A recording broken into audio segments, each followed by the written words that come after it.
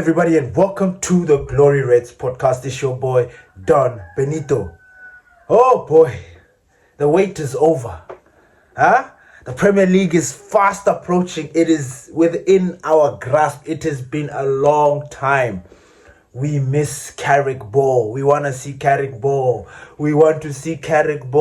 Anyway, we're not here to talk about Carrick Ball. We are here to talk about the latest in Manchester United news. And there are quite a few things that I wanted to talk about. I don't know if you guys have seen this story, but guys, stay with me. Manchester United and Alejandro Balde, the Barcelona left back. Yeah. Diomande, price tag has been revealed. Sandro Tonali, Manchester United are very interested, but there is something that could happen. And not in a very good way. Mateus Mane, the boy from Wolves. I don't know if he scored against us, but he was kind of problematic when we played against Wolves. Manchester United highly rate the kid. We'll talk about that. Marcus Rashford discussions. Barcelona wanted to reduce the price. Manchester United are saying, what? And then we'll talk about that. Mateus Ligt is planning to come back next month after his 3-month back injury. That's something else. And then Harry Maguire contract negotiations are also underway. And without further ado, ladies and gentlemen, let's get into it. Now, Alejandro Balde. This boy, trust me, for somebody that watches a lot of Barcelona football, this boy is the truth. Now, obviously, we've always spoken about this in the sense that, the Premier League is a place that really exposes people.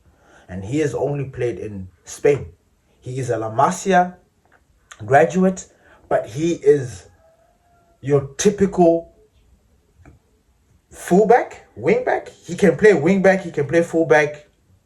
He's got the package. He can dribble. He's very technical on the ball. He bumps forward. He's got all the attributes that you want in your left back. He really does. He has it all, and he's just perfect. See, left back. I don't want to keep forgetting. Left back, right back. Left back, right back. Left back, right. Balde. He's a right back. Anyway, you guys know he's playing in one of those fullbacks. But anyway, he is so good. I've just forgotten. I don't know why. I'm just having like a brain fart or something like that. But yeah. So apparently Manchester United are interested in him. Now, the person that was pushing this or putting his name up for suggestion is Christopher Favel. Manchester United's is a technical whatever director or something like that. He is somebody that is behind the scenes working on the football aspects of the game. I think he's also part of the team that decides what kind of formation that we play, the kind of player profiles we need, etc., etc. So he has suggested Alejandro Balde to Manchester United. No discussions have taken place between the player and the club, the player's agent and the club. So no discussions. It's just an interest, a huge interest from Manchester United.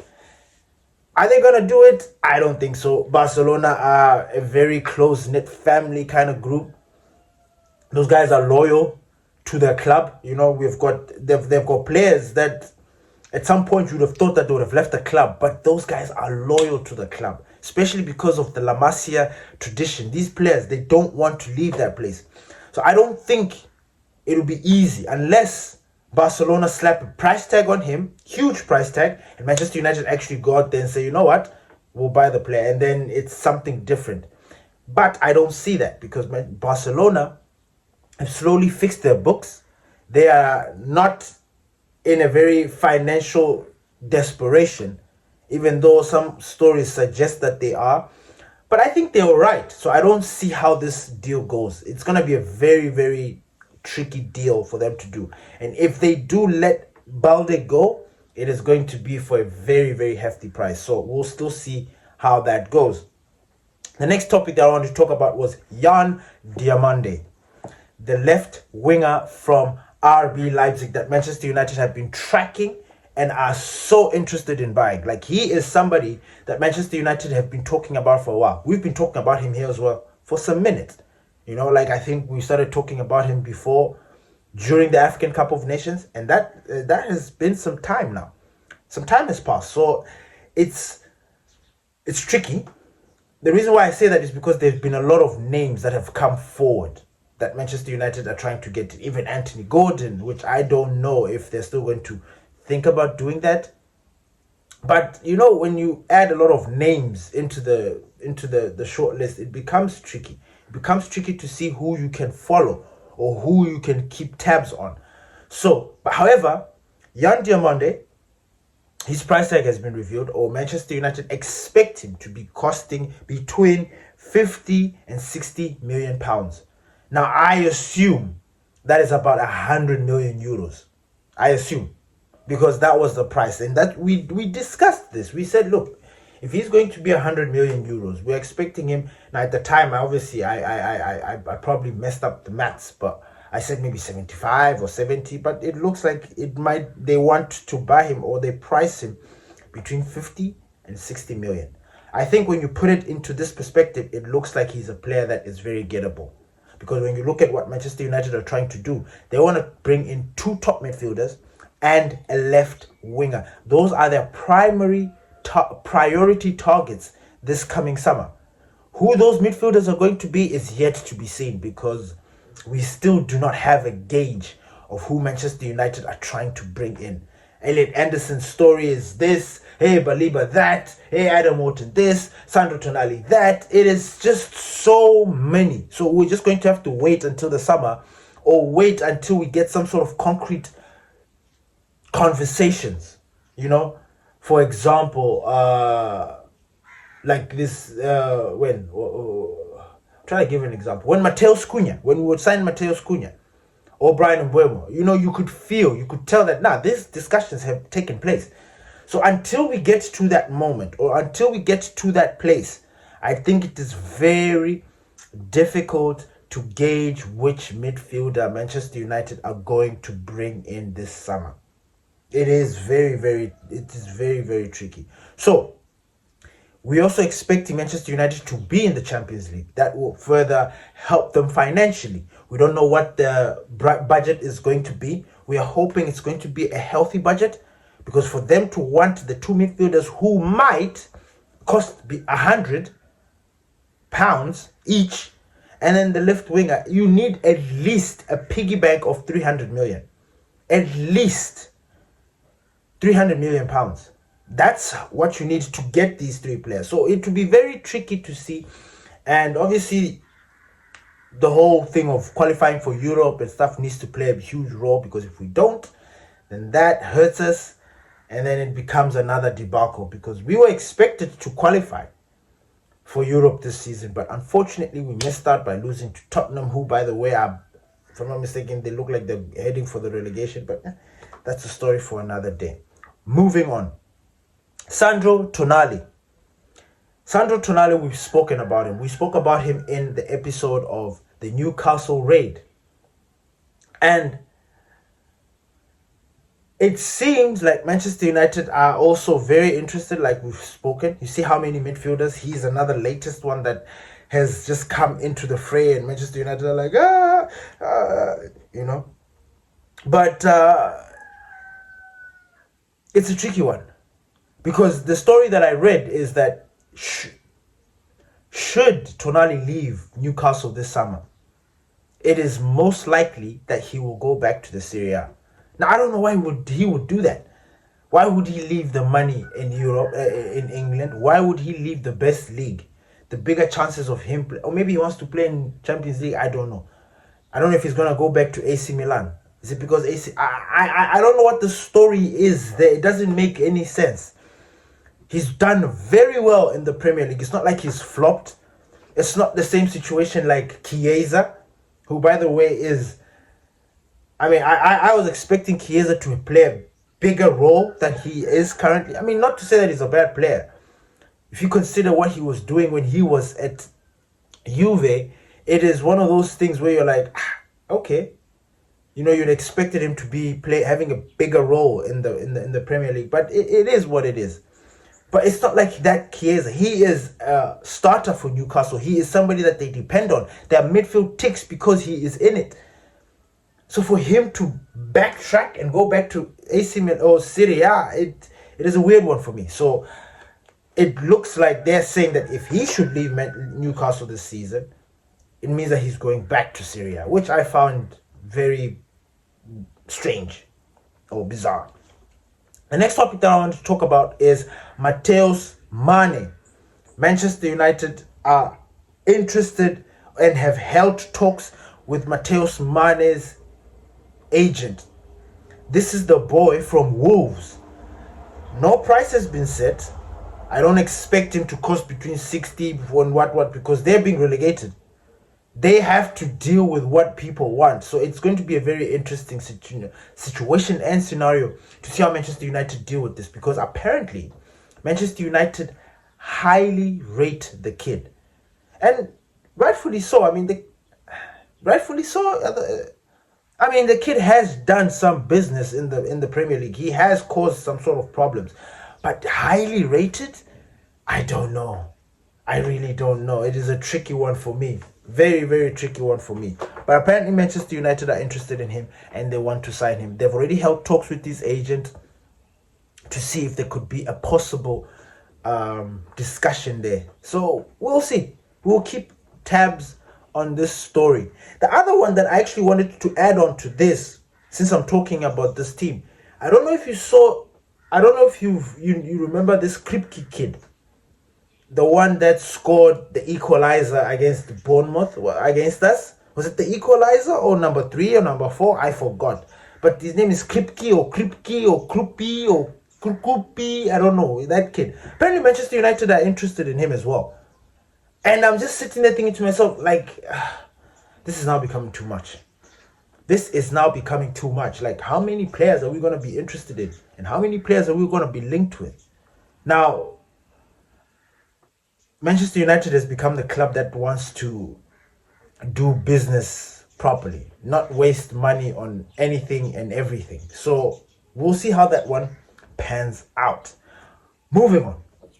The next topic that I want to talk about is Marcus Rashford. Marcus Rashford. Guys, remember I asked you guys the question. What would you do? Should Manchester United or should Rashford come back at Manchester? What would you do? And the majority of you are like, nah, we don't want him. He's old, he's finished, he's blah, he's this, he's that.